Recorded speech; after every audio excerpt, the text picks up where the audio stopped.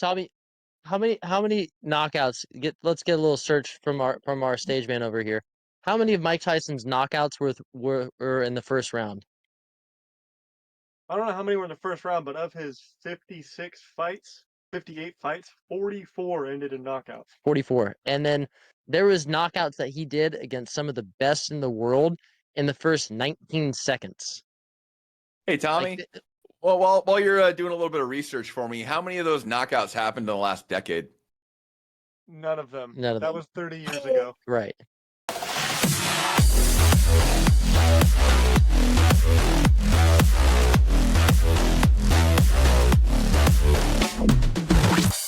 Welcome to the Memoirs of a Fitness Trainer podcast. I am your host, Ryan Tullis, and today we are diving into the Jake Paul and Mike Tyson fight from last night.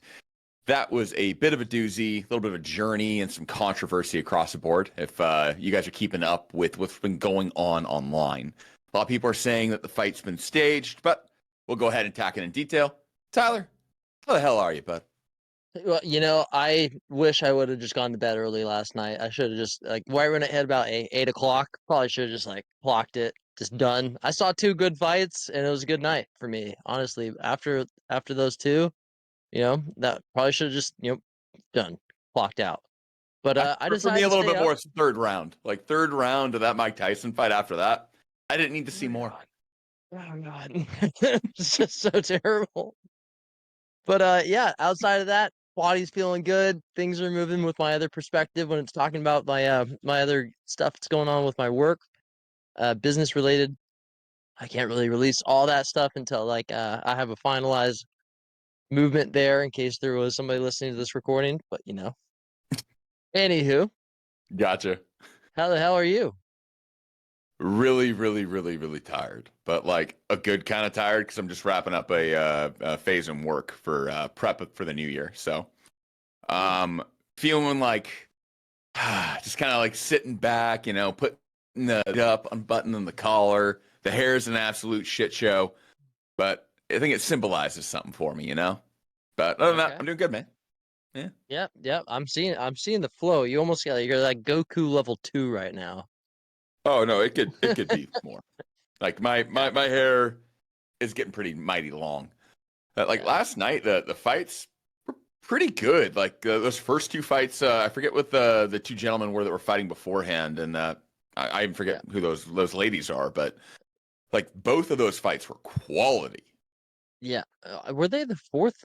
No, there was the Indian guy, the other guy. I think there was 4 fights in total.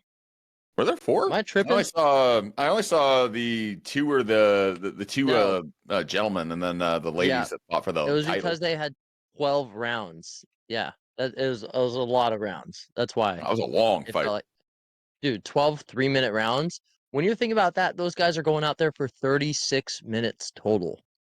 36 minutes of fighting, and they made it through the entire thing. There was 0 knockouts last night. There's a couple knockdowns, but 0 knockouts. Like, how many minutes do you think realistically you're going to go into a ring, not fighting somebody of the, let's say, same stature, same training level of you are? How many rounds do you get through before you're just absolutely just dead, arms down, throwing wavy punches? You mean like right now? Right now. If I can make it through 4, I'm gonna be really, really, really, really proud of myself. That's well done, son. You channeled the demon. You got that out there. You're still capable of it, but realistically, probably 3. I don't think people realize how absolutely draining, proper sparring, proper fighting actually is. Yeah. That's why those guys were super fit, super in shape. I mean, they were at least, I don't know what their weight class was. They were 150 or something like that. But give perspective, what we know is wrestling, and wrestling through the third period. We're talking, 3-minute rounds. Those guys are out there going all in for that entire time. And I'm just dude, I'm probably making it through 2 just to be polite. By that third round, I'm gonna be here. Wrestling's such a different game, though, and it's probably my bias showing in. Yeah. But 1 round wrestling? Are you how exhausting that is to go 60 seconds full bore with someone on the mat? Are you kidding me? Oh, if they're going full bore, I mean, I can get into a tuck and just belly out and just stay down. And if somebody's just trying to go on the back and just throw a wing up, I'll just lock in focus. It's like, all right, I've got points. It's fine. I don't need to do more. I'm just gonna hit the I got your escape here in a strategy. second, but I'll let you dig into my armpit. Go for it. Go ahead. Having some flashbacks right now. Like, Yeah, open up. Yeah, so I mean, so just going through, let's go through like the whole night, just like starting the bat on the training perspective behind it. So these guys that are going at it for 36 minutes, like what were you thinking as they're kind of getting into that later round? Like as far as like the training side of it, what do you think is in their mind, in their mindsets? Well, mindset has to be in creating endurance and creating a level of performance past what you'll realistically expect. So I think in modern athletics, from modern combatives training, we're starting to realize that this emphasis on things that aren't the actual sport is starting to go away. Like I feel like in the 90s, early 2000s, and 2010 era, sporting or athletics for combatives was very, all right, you spend about 30% of your time actually doing the sport, and then the rest of the time is spent doing lower risk, easier activities. I think now that paradigm's kind of switching. So for people to create this longer ability to perform like that, people are just spending hours in the ring now, going just round after round with opponents that are going to match that kind of style. So I imagine that was a big portion of their training getting into it, was just sparring, and my God, road work, running. And what are your thoughts? Well, all right. So you look at some of the training videos that they had on Mike Tyson. I didn't really see as many as on Jake Paul. I just saw some of the stuff that he was doing. Most of it was promotion and just him being an idiot. Oh, you're talking So about, yeah, I thought you were talking about just in general, the athletic training that probably went into those first two guys. yeah, no, I'm saying like, but this is just give an example because I didn't Okay. watch training videos on those guys. I'm just assuming that they're probably like in a similar realm. But when you watch like the Tyson, because I don't follow boxing. Let's be honest. Like I'm not a boxer. I'm not really interested in MMA. Like I'll watch it when there's a big event, like Conor McGregor, these names that I know, Nate Diaz. But I'm not actively like going on my phone looking at who's going on. I'm not. I don't follow the big stuff. So when I It's not watch your the thing. videos, it's not my thing. Yeah, they had high evolution training. I mean, they were putting blood pressure cuffs on Tyson. They were having like muscle reactive. God, what are those type of bands that can actually Oh, tell that they go around your arms. They tell pulses. They actually tell how much blood glucose is working within a muscle as you're going through your workouts. That way you can tell when exhaustion is reached, and then you can take a rest then, rather than perceived exertion, which is crazy. Like the principles that they're able to like put into their training is so much different than it was before. You can actually fatigue somebody to their pure exhaustion and be like, okay, you're actually done, rather than them trying to push past it. So you can start the further their anaerobic threshold, like when you're talking about just like going in like 100%. Like it's pretty crazy. But yeah, I would say that endurance factor of getting to that 10th or 12th round, there's that point. There's that breaking point where either you're going to drop your hands and you're going to allow this. But I mean, I think there's a lot to say with the sympathetic nervous system and just your fight or flight just coming into play when you're at that elite level. It's profound. Like you can see it in their eyes where it's just like they're just there to freaking kill or be I, killed. yeah, I could see that. I think a lot of that with taking it back to that sort of training, that methodology. I don't know how I feel about that applied towards combatives. I think that's the type of thing where the laboratory and the actual application and practice probably don't match very well. I mean, you think about it, you might build someone's up their aerobic threshold to be able to better process oxygen and be able to better utilize glucose versus fat, their RQ, respiratory quotient, of what they're using for fuel. Sure, that doesn't really mean shit if it's keeping up with your cardiovascular ability when someone's just socked you in the stomach. I mean, like all of that fantastic work on optimizing for better nutrient partitioning to be able to go more, I feel kind of Yeah. goes out the fucking window the moment you get hit. And I'm all for. I love the science. I love the back end work, getting Yeah. more detailed. But I do think the focus on things like that in this kind of arena probably a poor application. That would be my 10 cents on it. But I don't train boxers. So I'm not Right. going to pretend to be a master at it. It's just that's my thought. Yeah. No, I mean, if I'm gonna come to this, like, I've trained a rower and I've never rowed in my life. And I took a rower Mhm. and I had to learn a lot about rowing. And I took a rower and I had him increase his overall power. And he came back to me psyched after like 4 weeks of training with Olympic lifting because I'm like, I know how I can get your power up. So I was able to get him to a point where he comes to me and goes, dude, I did my 500 meter. My stroke was like this. And like, you increased my power. And I was like, oh, dude, that's excellent. He goes, that's what you're trying to do. I'm like, that was in principle what I was trying to do. Like, I'm glad in principle it worked. Like I know like this is the muscles that you're using, and by applying it, not all the time it does work. Sometimes there's a little bit of failure because the principle behind it is the methodology that I think will be practical and knowledge. That's why like I try to be more upfront and be like, hey, I know what muscles you're gonna move. We're gonna apply this. It's gonna strengthen those areas, and hopefully when applied, it's gonna work. If I was gonna apply my training principles to somebody who's a boxer and get into that 12th round, what I'm gonna do is I'm gonna have them sit on a freaking um an Aerodyne bike. We're gonna Oh my go God, for right? 2 minute rides for 2 minute rounds, 2 to 3 minute rounds, and we're gonna do it 12 times. I'm gonna have you just go to exhaustion, take the same amount of rest time that they have during those breaks, which it seemed they were about like what 30, 45 seconds in between the rounds. I think it's And I'm like gonna have I them think it's like a go 60 to again. 90-second rest period between rounds. I think it's like what it is. Yeah, something like Don't that. go quote But I me mean, on like that, but at least once a week is if I had a trainer and like if I had a boxer in front of me, like, hey, you got to fight in 6 months. Every week, every Friday, we're gonna do 12 rounds on the Aerodyne bike. It's a oh, low risk mouthpiece. type of thing. Say what? With the mouthpiece in. Oh yeah. Yeah, Oh, you they're try to training the whole emulate. time. Yeah, and this nonstop. If that person's in the weight room, if they're doing anything, it should probably be with a mouth. Well, I'm gonna walk that back actually. Weight room, any type of activity designed to increase strength and hypertrophy, you want to maximize your ability to recover from, not the Right. ability to perform whilst doing the activity. So, but any cardiovascular activity, yeah, Yeah. absolutely. But let's say like I have the level of training that these professional boxers have. I'm gonna have Mhm. that person who's doing their first 10, 12 rounds on the Aerodyne bike wear a VO2 mask. We're gonna do a VO2 mask.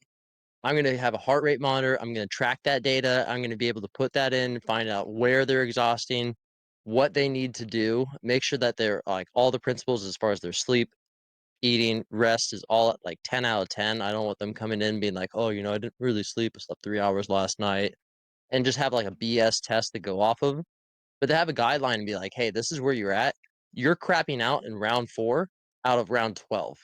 You're going to still push through this workout and it's going to suck the first time, but Mhm. this is like where we're going to try to figure out where your dropping point is. And then there's going to be a second drop because somebody's going to be able to push through and they're going to find like their new flat. And then there's going to be that second drop, and that's going to be the second point that we're going to focus on. So when it comes to the next week, we're gonna be like, hey, you're gonna push this point. I want you in the 5th round to start feeling like a little bit down. So I wonder with that's how I'd do that. Gotcha. Sorry, it's kind of cut you off mid sentence. Thought you were done. No, go for Um, it. One of the things with a lot of those tests that I found, like, let's say you're a rower, for example, I love that, and I think that's part of being a trainer is you are going to have to get comfortable learning new skill sets and breaking things down. And usually, it's fine that the principles of athletics, of specific adaptation, imposed demand, training someone to do the specific task, they all kind of flow the same way for the most part. Like if you Right. understand training in philosophy, you can usually train most people. Is it going to be at the highest level possible? No, absolutely not. But you typically can.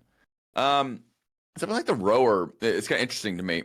Is I wonder, is it your training that worked, and that was the thing that got him further forward, or was it the fact that beforehand he didn't follow structured training with the idea of him going forward?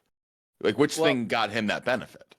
it would definitely, he had no experience with doing any type of power movements, and I had him Yeah. doing Olympic lifting. So we have somebody who has not done power movements, and I have him starting to learn how to do cleans.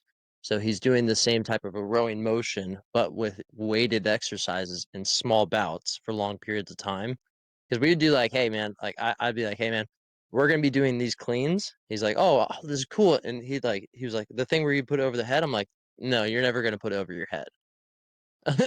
It's just like, oh, isn't that the Olympic lifting? I'm like, yeah, but you don't do this Yeah, we're in not trying to do that. rowing, right? So I'm like, why would we train this? Like that's a risk for your shoulder injuries to have weight pushed over your head. So I don't need that for you.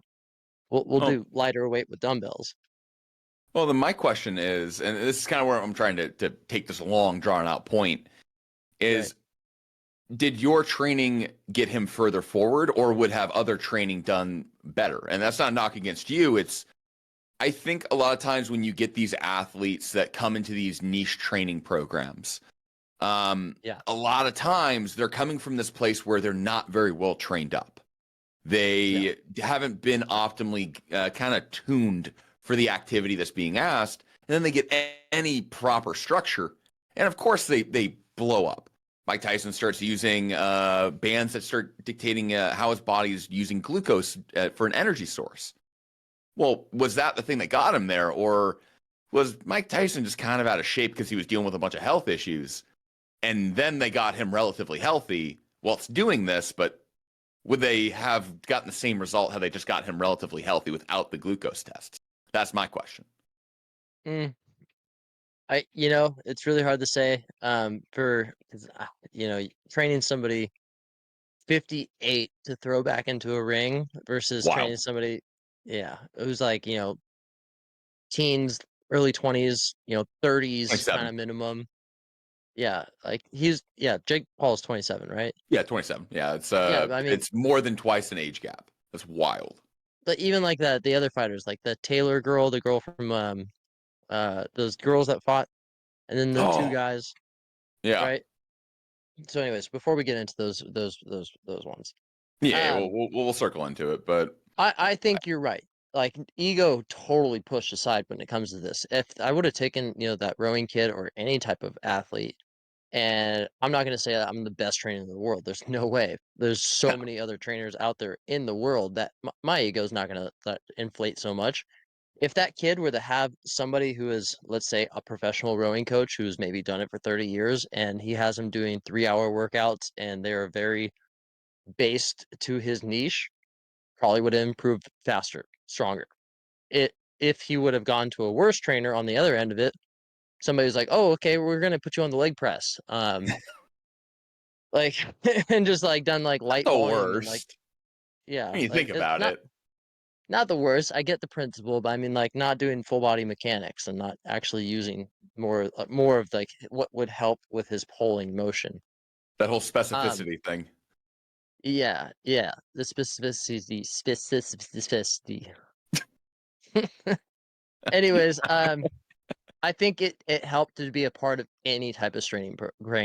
program. I mean, if he would have just gotten into the gym even on his own and done squats, leg press, some extensions, maybe done some pulling motions, like got his muscles just a little bit built up, yeah, he would have improved. Do I think he would have improved to the extent that I got him to? That's where my ego will come into play and say, hey, I think that definitely working Olympic lifting and doing the type of pull snatch motion, because he was already an athlete beforehand and Mhm. had structured routines that he was working on himself. He came to me as a professional saying, like, I want to do more, and I gave him more. And so then that produced an output that gave him more. Was it a placebo effect, maybe, where he's like, oh, I went to somebody, I started doing more, so now I'm going to do more? Maybe like Eh, a little bit. I don't think that would be like a bigger driver, but yeah, if right. athletes think what they're doing is working, it's kind of surprising how much it actually ends up working. Same thing if you take a supplement and you believe in that supplement. My God, you feel it in your bones. Yeah. Well, that supplement's actually probably going to work. Oddly enough, as misguided and like based in your imagination as it is, placebo's wild. Yeah. So I'm currently reading this book, and honestly, It's the key to unlocking an extraordinary mind. Mhm. And in it, it talked. Is there a cat fighting? Squirrel? Okay, no, I totally hear a cat like fighting in the background of my headset. I'm like, what is going on? All right. Anyways, Tommy's gonna go figure out what kind of cat is having a battle out there. Our editor is a very multi-talented person. He herds cats as well as keeping us in line, which actually, now that I think about it, it's kind of the same job. Just keeps us in line and herds us. So that tracks. I literally just hear just like, All right, what the fuck? let's circle it back to Mike Tyson and Jake Paul. I think what we're supposed to be talking Yeah. about here. Dude, all right. But first, let me talk about this because you're talking about the placebo effect. So there's this study that was going on, and it was about they took a group of like I think it was like 16 or 20 individuals that had associated pain in their spine, like they associated back pain, right? Half of them got surgeries actually where they went in and either put in a stent, repaired a nerve, did something like that. The other half got surgeries where they literally cut them open and sewed them back up. Did absolutely zero surgical work. All cases reported reduction in pain loss. In fact, some of the people who didn't even receive the surgeries, like the fixing surgeries, felt better than those that received them. All of the same caliber. Just to show like where the placebo effect can lead somebody. They're finding out so much about like the human mind of what it can do. Anyways, that was my last little ticking point.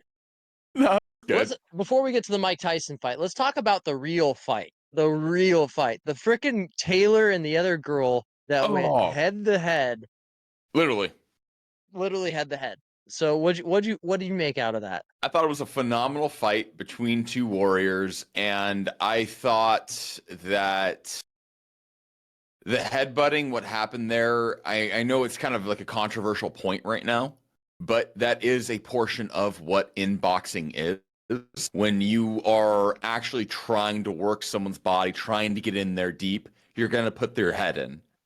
I mean, was she doing it intentional and headbutting? I know she kind of has a history with that, but I did feel a portion of it was she got cut when they both headbutted. And then after the fact, the judge and the officials really wanted to keep the fight going. So it was stay away from the cut, stay away from the cut. Don't get in there. And I think that's why the judges ultimately chose her as a victor, because they judged it based on a boxing competition, not based off of it being some event that needs to get promoted. That's my 10 cents on it. But again, I'm not a boxer. So No, fuck that.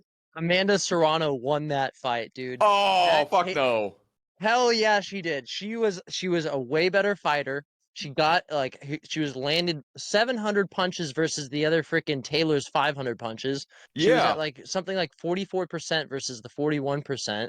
Like she was a better fighter. If they were to add in all of Taylor's headbutts, I'm sure she would have been like 700 to 700 hits because she led with her head every single time. She was coming in, she Boxing. knocked her with her chin. What is the no? That's inboxing. That's old school. That's how people used to fight, man. Oh, Was dude, inboxing. You got in, and it wasn't this outboxing shit, this modern boxing now. It's no, you used to just get straight in and mollywop motherfuckers. Like that's what Tyson does. She used it to her advantage because she saw that the ref was not pushing her away. Not until she got the point reduction, and even after that, she still Mhm. neglected the point reduction, and the ref should have been. Dude, did you see the freaking Amanda Serrano's coach who came in the ring after that? Was like, Yeah, they were fucking lame about it, dude. I thought dude, that was just like sore losers going, yeah, no, we came up weight class. It's like, oh, just shut up. fuck You that. lost. No, he said Fine. the right thing. He said exactly what we were all thinking. He was like, yeah, we'd love a rematch if headbutts are not going to be allowed. Because that's all she was doing. She just kept on going in and just headbutting her in the chin. Like, I wouldn't fight that chick again either. I'd be like, dude, like, we're not even boxing at Oh, this point. Like, why don't we just put on head percussion mats and let's just headbutt? Like, I'm gonna like send you some old school boxing videos, my guy. Like, dude, yeah. that's just old school boxing. You got in there. You like closing that distance with your head and getting into a point where someone with a long reach can't fight you. If you've got this massive reach advantage on someone, they have to get in there. And then when they're in there, they want to stay in there. Because if it had gone back out to a striking match that distance, there's no way Taylor wins. Absolutely fucking not.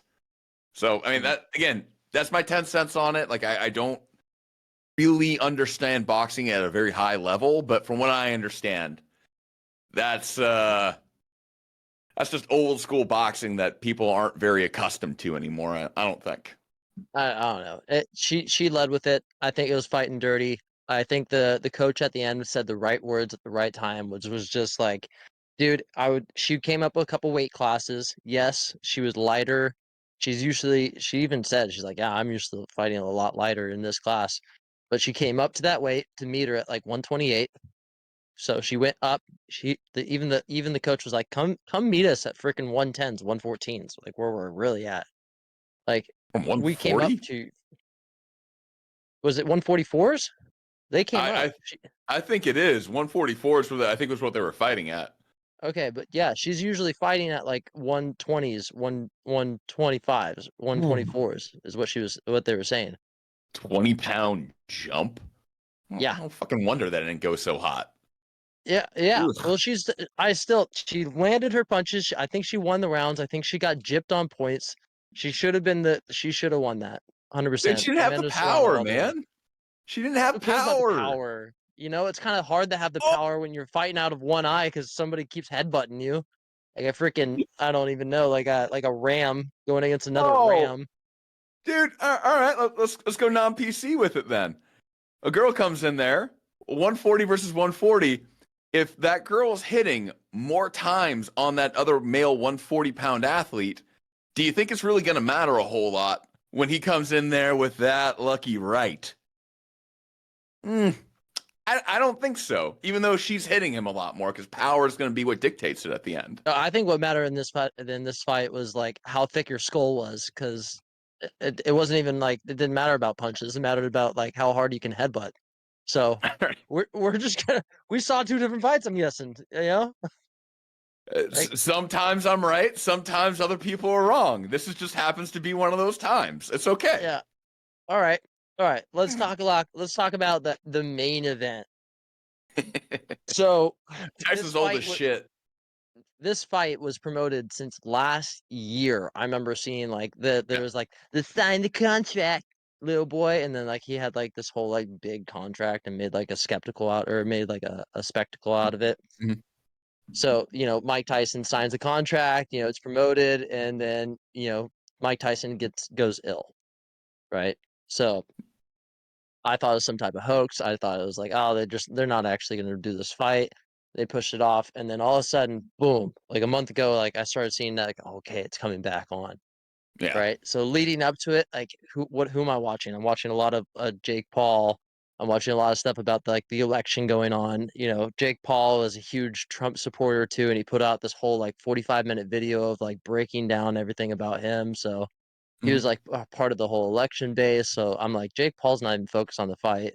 Meanwhile, like Tyson's like workout videos are coming out. He's coming out with like his training videos. He's like freaking looking good. He's in shape. He's hitting hard. Like I was looking at that, like, dude, Mike Tyson is gonna win this fight 100%. I had no doubt. I looked at freaking Jake Paul's record with Nate Diaz and Tommy.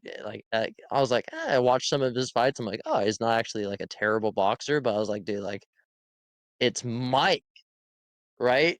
Like a living legend in our time who's done like so many cameos in movies. He's right up there with freaking God, what's his basketball 10 foot tall? Michael Jordan. No, not Michael Jordan. The cameo is a Shaq, Shaquille O'Neal. Oh God, Shaq's everywhere. Oh my God. Yeah, that's what I'm saying. Shaq is everywhere. He's done like cameos like Shaq. Like I remember seeing in The Hangover. Remember Mike Tyson? You can see me driving in the dead of night. There was at no point from the conception of this fight to the moment the decision happened that I thought Mike Tyson was going to win that fight outside of just a lucky fucking shot. Look, I'm a big believer that athletes hang up their capes significantly too soon. There's this element of people accept age far too quickly, and they do so in place of not having structured training, not ever really having learned how to progress themselves properly as an athlete. They've just grinded themselves into oblivion, and now at 34, they can't keep going anymore. So yeah, of course they have to retire. But had they done proper training, they could have pushed it. Now, that's my defense of age, and I really do think a 50-year-old athlete can do some pretty wild shit. But I also think Mike Tyson for the last 20 years has gone from smoking pot to being depressed to having some serious medical health things come up to going bankrupt to he's done a lot of things in the last 20 years that were not him being Mike Tyson. Now, had we had Mike Tyson that had spent the last 20 years kind of keeping up at it, oh yeah, I'm pretty confident he walks into that ring and within 2 rounds puts that pretty boy on his ass. But the sheer fact that they went from 3 minutes down to 2 minutes, which that was not for it being for the run time or for marketing. That's because Tyson didn't have the gas. So I don't think there was ever a possibility, and this was just a fucking money grab for both of them. Which I mean, it worked. That was entertaining. But that's my thought on it. Yeah. So Mike Tyson pulled his punches. So when you slow down and you see him in the first round, right? You see him come out like a freaking animal. The first minute of that, my roommates and I were watching, like, dude, he's in the ring with a bull. Like, he's ready to freaking him up, like hardcore. Jake Paul's about to get crashed. And there's one moment where he had him kind of backed up to this corner, and you see him let him off the ropes. Now, what did he do for the rest of the rounds after round number 3? He couldn't get Jake Paul back to the ropes, and like Jake Paul was just circling around him because he's just staying in the middle, right? Because he was getting fatigued. He was old. But there's so many points, and all these videos are coming out where you see Mike in a great stance position. He's got a nice little uppercut that he's ready to throw, and you see him just go, "Oh, that's right. I'm not supposed to knock him out," and backs off. Like, he definitely signed some type of contract or was in on this. Like, there's a lot of this banking on what he was going to get paid. Like, there's some type of way that, if he knocked out Jake Paul in the first round, he wasn't going to get paid. If he knocked out Jake Paul in the second round, he was only going to get paid half. There was something that in his contract saying that if he made it all the way to the 8th round and it left it up by decision, that was the most money he was going to make in the night. And Jake Paul won. No. Yep. Dude, there was legal betting on this shit. If it's a fixed fight, that's like, holy shit. They will both go to jail. Like, this wasn't like some thing that was going on. It was like, no, there was legal betting brought to you by these. Like, that's... Oh, yeah. The DraftKings. People will go to jail. So I don't... on it, for sure. Yeah, I don't think that's what it is, because that's too easy to come out. I mean, again, it could be, this whole thing could be staged, and this was just all, well, I mean, it is the Paul brothers, right? They're 100% they're really known. They're really known for doing staged content. Are you kidding me? Logan Paul is in the freaking WWE. He came to his brother with an idea, and he's like, "Hey, man, let's get you huge. You've been fighting these names. Your names are getting out in boxing, but it's not that big. You need somebody huge. Let's get Mike Tyson. You're close with him. Let's get you in the ring. Let's tell him what our plan is, and then let's promote the crap out of it. Your name's going to be all over the entire world." And they're just like, "We're going to have Mike Tyson throw the fight. We'll pay him millions of dollars. We'll get him paid. It'll get him out of this zone." Because if you look up how much worth is Mike Tyson, how much do you think Mike Tyson is worth, his net worth? We looked it up last night. What was it? Guess. Like, what do you think his net worth is? Fucking like 6 million. I know he's not very cash rich right now. 10 million. That was it. You know what's going to be after this fight? Oh, easily probably put up 15, 16 million, I think was like from the purse. Exactly. So he's probably doubled his net worth in just one night. I understand why everyone's doing it. This is not like some athletic competition. Like, let's all be on the same page. This is just entertainment. This is kabuki. This is just popcorn. Like that's Right. all any of this shit is. But what makes it interesting is it takes a parallel of young athletes challenging older athletes. And all right, we have to kind of talk about that side. It's the same thing as the old argument that was going behind female athletes and male athletes. It's not a fair competition no matter what you do with it. Yep. Because like you saw last night, Paul could just circle around the fucking ring. If it's staged, all right, sure. Let's just, for the sake of the argument, assume that it's not, because you and I both don't box. Like, I did like Muay Thai, but like, I'm not some fucking pro about it. So, Tommy, how many knockouts? Let's get a little search from our stage man over here. How many of Mike Tyson's knockouts were in the first round? I don't know how many were in the first round, but of his 56 fights, 58 fights, 44 ended in knockouts. 44. And then there was knockouts that he did against some of the best in the world in the first 19 seconds. hey Tommy, Like, well, while you're doing a little bit of research for me, how many of those knockouts happened in the last decade? None of them. None of That them. was 30 years ago. Right. Okay. But dude, all right, the animal, when you look at the first round and you look at him just dive into Jake Paul, he had him on his heels. Dude, Jake was running like a scared freaking girl. Like he was like, he acted like a freaking a sixth grader just entered a middle school and he was a third grader, and freaking that sixth grader wants his lunch money. Like there was nothing in his eyes but fear. And if Mike really got in there and freaking threw some hard haymakers and freaking landed his punches like he should have done, he would have knocked Jake Paul out in the first 90 seconds. That dude would have been on his ass crying, but he held and did not go for it full board. You can see it. You can look at some, like a lot of the videos that are coming out. Videos. And I'm a They're Tyson slow. fan, and I wanted Tyson to win. Yeah. But I'm so pretty practical guy. Right. Like, I'm sorry, but like 10 years is a significant sum of time. 20 years. Holy shit. Yeah. Like, I can just say 10 years since I like really pursued wrestling, I shit you not, my 22-year-old self would take me apart. Like, comically so. Like, age gets us at a certain point, and again, he wasn't healthy. Okay. Yep. Okay. All right. Yeah, let's. Again, I think all those points come into play in the third round. Everything beyond the third round, it was Mike Tyson is bound to lose. He was gassed. He was getting walked around. He was an old man.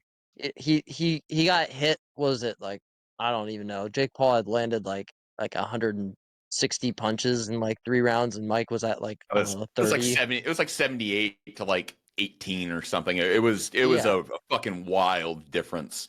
Yeah, it was insane difference. He was just, and then like Jake started sizing him up. He's like, "Hey, don't size him up." Like they were even telling him, like, "Dude, like don't distance him because he can't handle that." Like they were kind of holding it back a little bit, and a little. I would give just the minor respect for Jake Paul for just in that 7th and 8th round of just holding his viciousness or whatever he was going to go towards, and like all of his talk where he's like, "I'm gonna knock out Mike Tyson." For holding back a little bit out of respect, and you can see like in the last 10 seconds he's just bow, because Mike didn't freaking, we all thought like in the 8th round, like the last 30 seconds, Mike was just going to come out and just give it everything and just maybe have a heart attack in the ring trying to kill him. Well, I mean, there would have never been a scenario from a PR standpoint that he could have knocked out Mike Tyson, because that's bad optics. To be the guy that like physically puts down a legend, and God forbid something happens to him on the back end with it, which, holy crap, concussions in your late 50s versus in your 20s. Oh, the neuroplasticity that you have when you're, I don't think I used that right. Doesn't matter. Just the ability for your brain to recover and make adaptation to things. I'm like pretty confident I didn't use that right, but I don't know what like the actual parallel to what I'm trying to do is. But how the brain tissue can adapt to things when you're younger, it's why learning's so much better versus older. holy shit, getting knocked out when you're older is so much worse. Oh yeah, 10 So times worse. yeah, I don't think that was ever going to be a scenario in that fight that wasn't just going to be social suicide for him. I mean, this is creating controversy, which I think is the whole point, and probably why we should look at that fight from more of a social media content creation standpoint, because it's theater. That's really what it is. Yes. Than say looking at it as an example of like what true athletes can do, because I don't at this point particularly see either one of them as true athletes. No, Not once you really. pass 50 years old, go play pickleball. Like, Box, that's fine. Just don't like box someone pickleball, who's golf, swimming, great sports for older that's like a people. 29-year difference. Like the amount of difference in age, you could double Jake Paul in. Yeah. What are we doing? I don't know. So my history, my only experience with this is I can talk about my father, right? My father was a gold medalist, like same level as like we're talking about freaking, we're talking about Mike Tyson, Mhm. the best in the world in his field. He had won 2 World Cups. He was at 23 years old, he was the peak performer in downhill skiing. He took the world by surprise by getting a gold medal. Now, my dad also continued to drink, use drugs, did not take care of himself. He had multiple knee surgeries.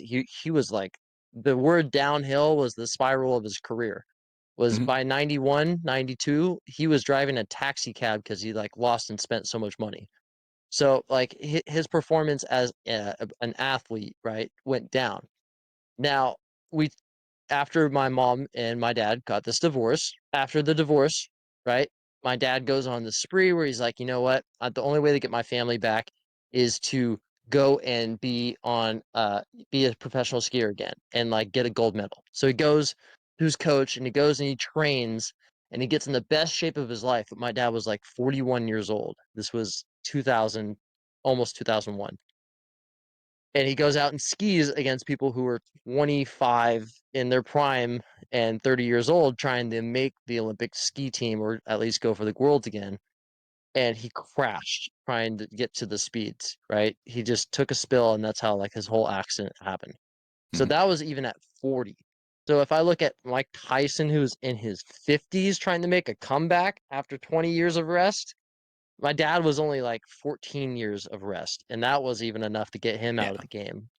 So I can give it as far as like a little bit of like, okay, I can understand what Yeah. No, I get B-U-T. the B-U-T, baby. the, That the, con- the all I'm controversies gonna there. bring it back to is that first 90 seconds and the videos that you see of just freaking Paul on his heels, his hands open.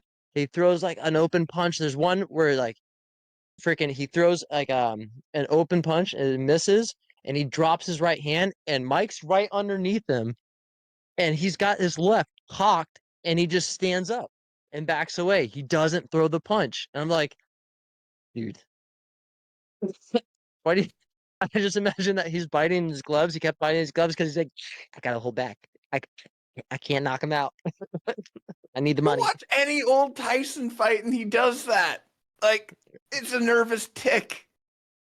Yeah, well, that nervous tick was also like his inner lion trying to keep him from knocking Jake Paul's teeth Oh, out. God. I bet you listen to Rogan, don't you? Do I? Yes, of course. He's got great Yeah. podcasts. Not even always about just like random. He's got random stuff on there all the time. It's kind of fun. But they're all like 3 hours long, so it's like I only make it through like 30 minutes, and I have to like fast forward the random parts. I don't have 3 hours every day to listen to it. Oh, I live in provable science is my world. Yeah. I don't believe in biohacking, so All right. Well, okay. So no, we let's we bring it have back to training athletes and this aspect of when age starts to play into it. Because I know I'm playing pretty hard on the devil's advocate to athletics and age will eventually win. But yeah. when should competitive athletes really start having that conversation of age being a factor, in your opinion? Well, it depends on the sport. 100%. So, like a professional golfer, let's take a professional golfer. They can take their career pretty far, right? Yeah. It's not really a high impact sport. Yeah, it's got high velocity, but I mean, really a lot more of the skill aspect is you can get on the green in two, and as long as you can sink your putts and you got skill, I mean, you can keep that going like freaking Tiger Woods has, and just keep going until late age. I mean, Yeah. he retired for even like 5 years and was like, we shake off some dirt and come back, like, and Yeah. it's But totally will he fine. ever be as good as he was? Maybe not. Mm, Maybe maybe not. not his prime. Yeah. And I think that's always an element of it. But can you still come back and be competitive? And every sport's going to have that kind of conversation that has to happen.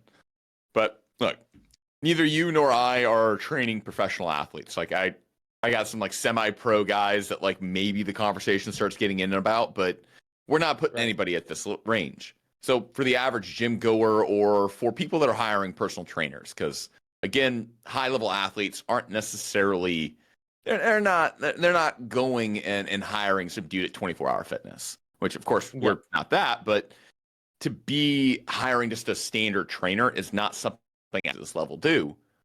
But what about the other guys? The regular folk, if you were. Yeah. Um. Well, I'll take an experience out of my mind, right? So, Mhm.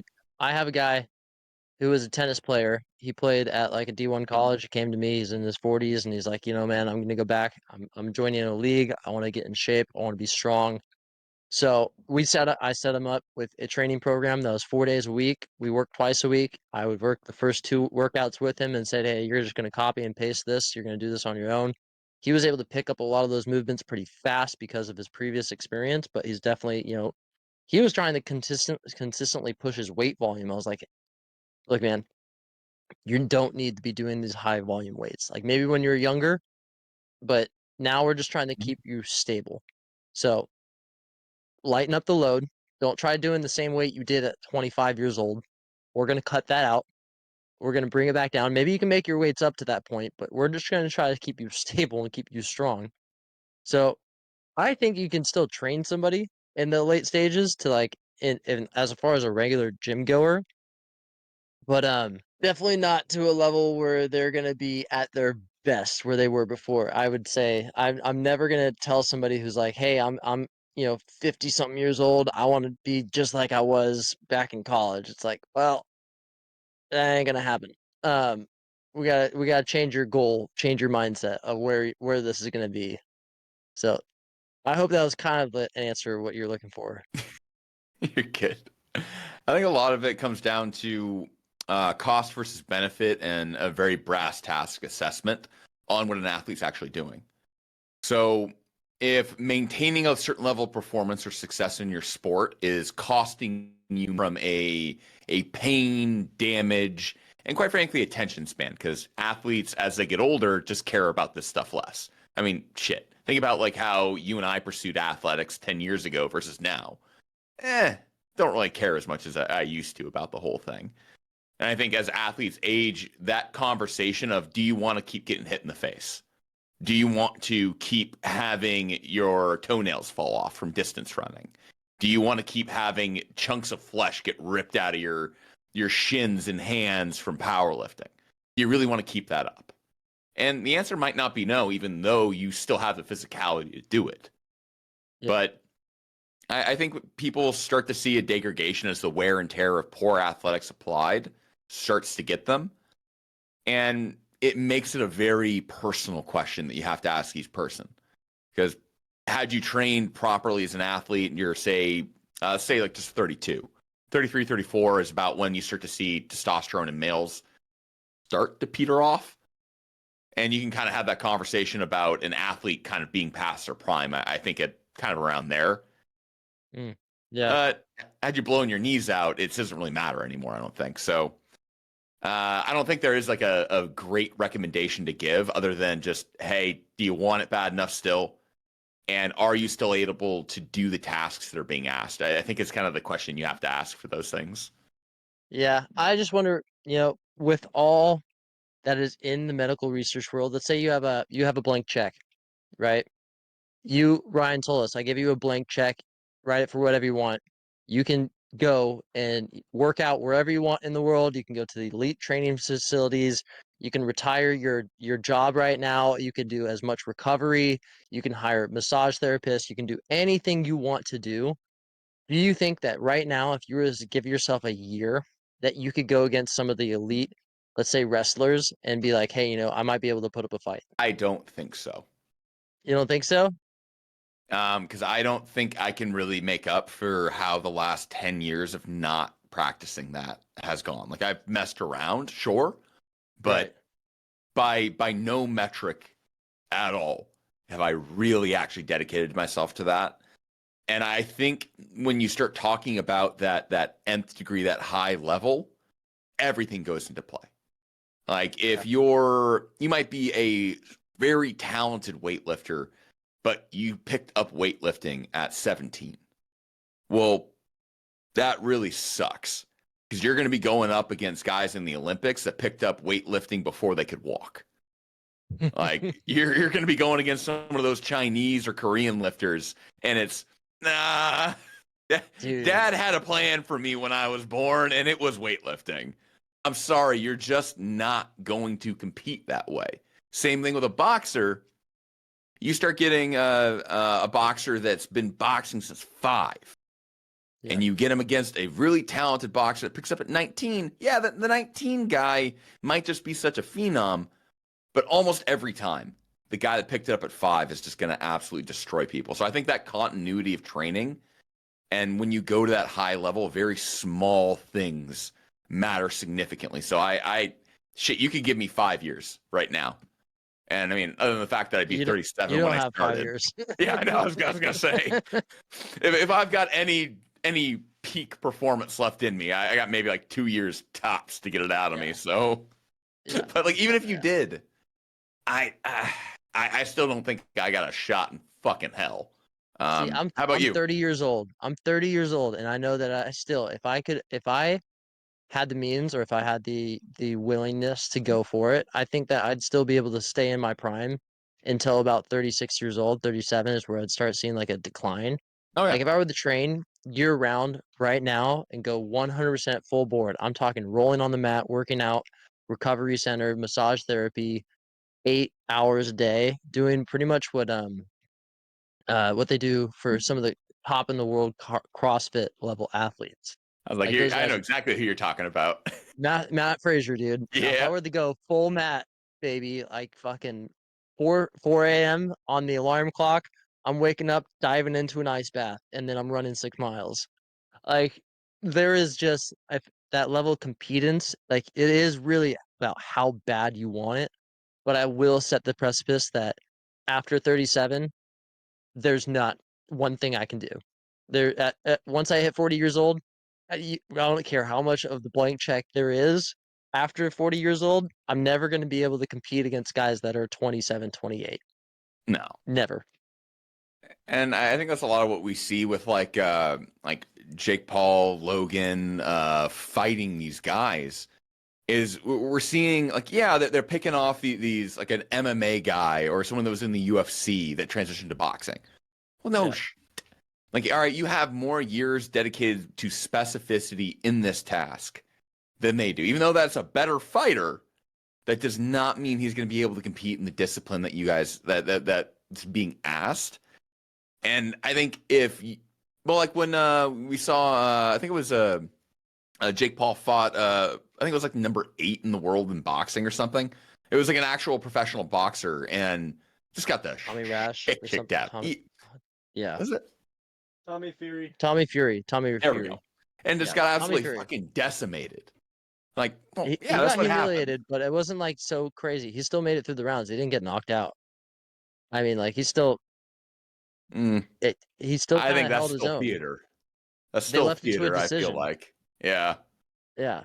I mean, they left it to a decision. So, again, I mean, you have an actual elite boxer, somebody who's actually in the realm of boxing, fighting Jake Paul, and then Jake Paul makes it to the last round. He's a legit boxer. I just don't think he's world class, which is, again, like why I think he was able to go toe to toe, is that he is a legit boxer. But again, it's just all of these kind of these little things like gaps in age and time spent training that I think is ultimately what dictates a high level athlete versus regular Joe Schmo who kind of picks it up. And I think we see that in all the highest levels of examples of athletics is I all think of those Jake little Paul things goes matter. to Thailand and goes to a kickboxing studio and just sees like an actual like some of those Thai guys that just like do boxing for lifestyle. Like it's not even like they don't do it for a living. It's just like, hey, we do this, and sometimes like Friday nights they open the bar and we just have fights. Oh, dude, So they if he do really it to go against, live. yeah, he'd go get knocked out like that. Yeah, but let's kind of raise the paradigm. Had he gone after, say, mixed martial arts, where he has this background in wrestling that's so instilled, and he's a pretty damn good boxer, all things considered, and then you throw in some more mixed martial arts style of training, I think he'd actually do pretty damn well. Who, Jake Paul? Yeah, I think he'd do. No, I don't think he would do bad. Or am I I? don't think we ever see him do MMA. He ever gets MMA, the dude's getting submitted quick. Really? Because they were both the Paul brothers were actually pretty good wrestlers. Like they were not Really? bad. Yeah, they were not bad all the way through high school. Huh. From what I understand. Okay. So I think they'd actually be pretty decent in I that just realm. The remember fact them that they both pick, as the silly TikTokers. yeah, Like they used to be my entertainment. And then Jake Paul on the Disney Channel. I remember seeing him on there when I was a oh kid. yeah. Yeah. Like I'm 30. And He's then 3 years and younger then than me. Tokyo happened, and then life got interesting for those boys. Right. Yeah. So yeah, a lot of weird things with that Yeah. family. Yeah, there's something screwed up in their head. So Eh. I just think they're influencers, and they've been influencers since the dawn of time, and like they're very outlandish, and publicity and all of what's kind of happened to them has warped them a little bit. right. But I mean, what do you do when you have that level of fame? I mean, I don't know how I'd be. I can't imagine you do either. So No, I would hate it so much. yeah, or maybe you might love it. I would hate it. I I don't would hate think it. we can know how we respond. It's like we look at celebrities and we see them lose their shit. It's like, Yeah. wow, how'd you get that way? Oh, I bet it was slow, and I bet they didn't think they'd ever be that way. They probably had some ideas about who they'd be if they made fame or if they went viral. But Yeah. I mean, who really knows, right? I don't know. Yeah. I'm I, giving a lot of rope to kind of everyone involved into this, including Mike. He's phenomenal for a 58-year-old getting back in the ring. So, I don't know. It's very center of the road for me. I'll see Jake Paul as pretty much like a hawk to a girl, just like That girl I'll started a never see him podcast. as a She's actually legit doing really boxer. well. I would just never see him as a boxer. It'll never be in my mind. He's some entertainment piece on a staged fight that was like, he's fought nothing but old men. His one fight that he had against somebody that was legit, he lost. I want to see this continue. I probably won't watch any of his fights because I'm just gonna assume at this point they're fucking staged. The two fights that were before them were great fights. I loved watching it. It felt like it was real. People were getting in, going after it. That was awesome. That's my 2 cents about that. The first two fights were legitimate boxers. That's why. Yeah, the It's like first two weird. fights. The Yeah, real fights were actually great. I The just can't believe that you don't see or Amanda as the winner in that fight.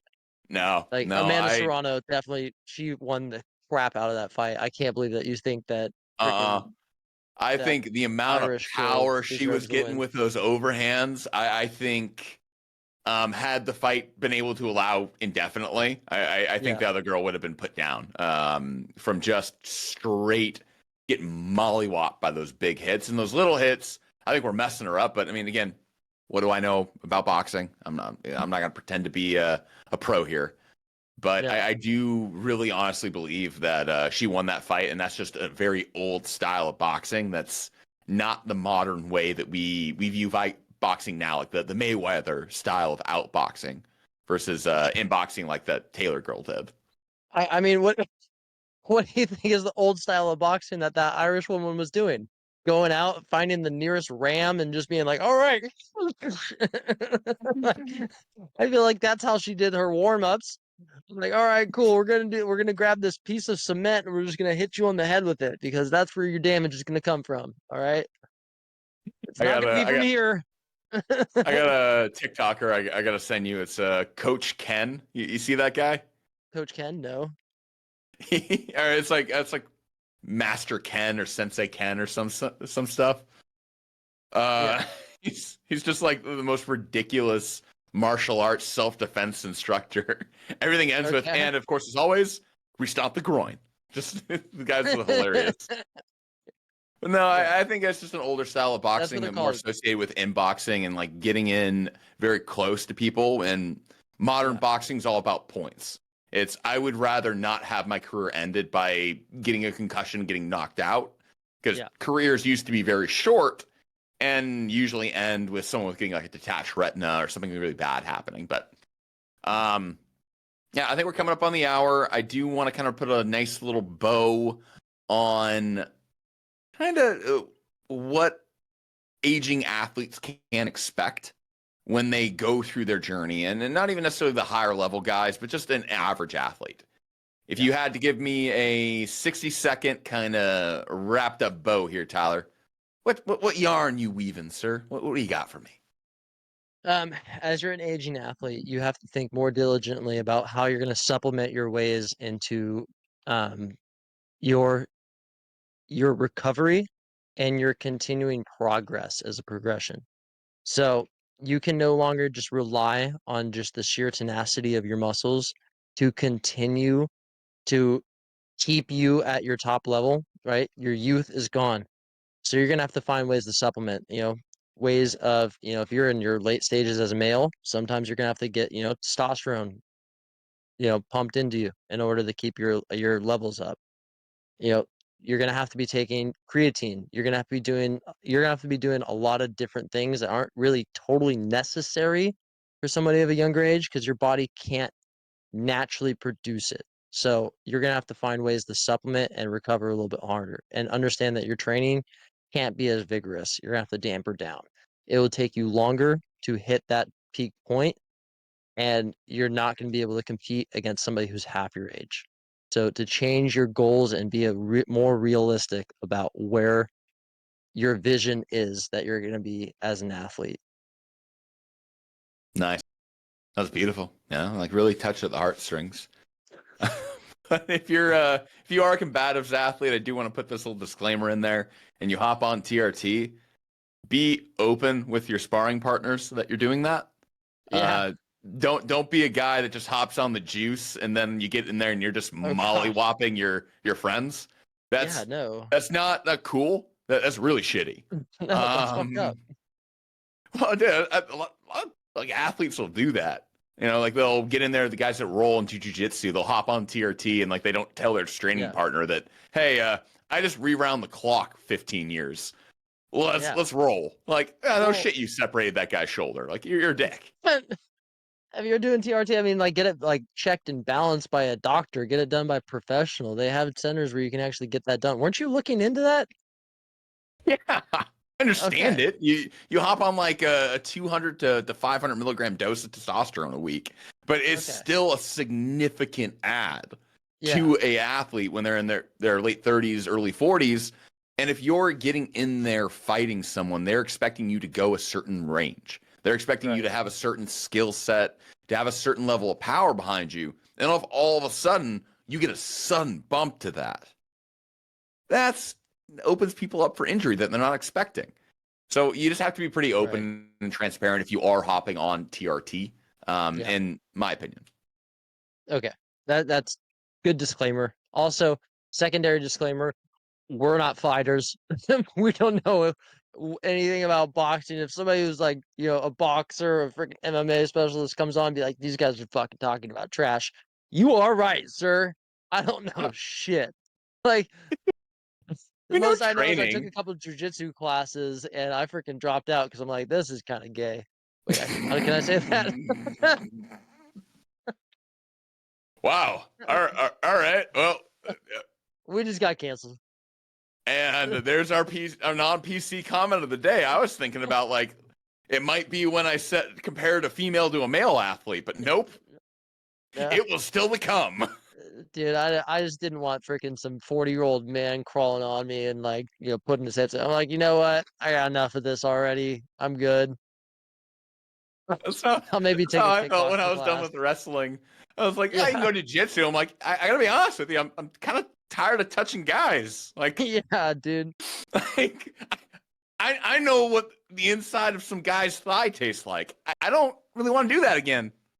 I think it's the eye contact when somebody's like, okay, they're gonna in top mount position. This is some stranger, and you guys are just doing like your first round. You're just like, and like that first second of eye contact, it's like, uh, Dude, for me, it was the sweat. Like that was honestly the thing that when everything was all said and done, just having yeah, somebody else's sweat on me, I was just like, I don't ever want to do that again. I yeah, think I'm good. I'm good. I don't think like in a street fight, I'm really gonna be like, all right, we're gonna get top mount position. I think it's gonna be more like strike, and this guy's gonna maybe some escapes. Go take like what is that? Not Muay Thai, but God, Krav Maga. That might be some more up my level stuff.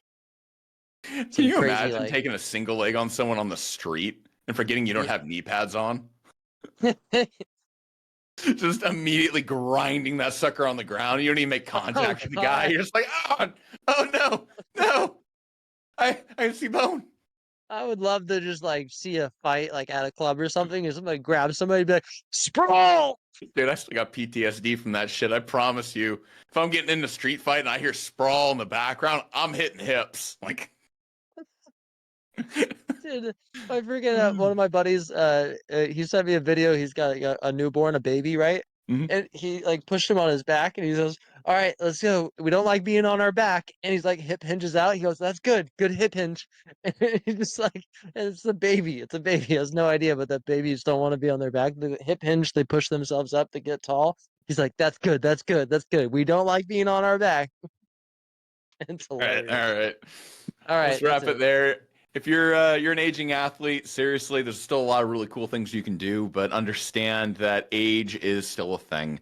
And it will get us all, but we can still push that margin very far. It's just what matters to you and where you want to go. Again, we know fuck all about boxing past what parallels we can get from our athletics, our sports. So give us some grace, but feel free to comment down below where we got wrong. I would legitimately like to know if you're a boxer and you're watching this and you made it this far into the episode, which fantastic, like just nothing but love there. Good Comment for down you. below what we fucked up about. Like seriously, would love to hear it and maybe have a discourse, a little conversation. But all right, guys. We'll catch you here in the next one. Appreciate you. Love you. And yeah, Tommy, you can stop the recording now.